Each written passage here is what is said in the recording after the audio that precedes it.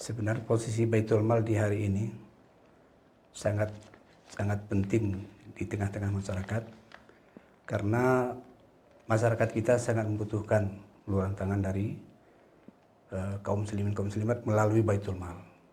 Karena di Baitul Mal ini ada beberapa program yang memang langsung menyentuh ke masyarakat, terutama kita melayani fakir, miskin, garimin, mu'alaf, fisabilillah, ibnu sabil, dan ada lagi nanti satu kegiatan lagi adalah di infak.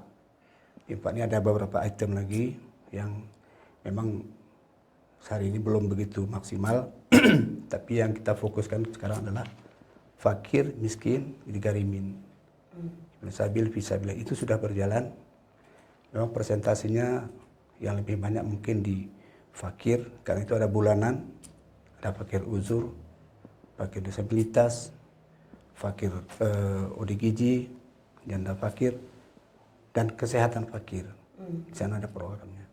Kemudian di miskin juga sama, tapi di miskin lebih sedikit ada peningkatan dari taraf hidup ya.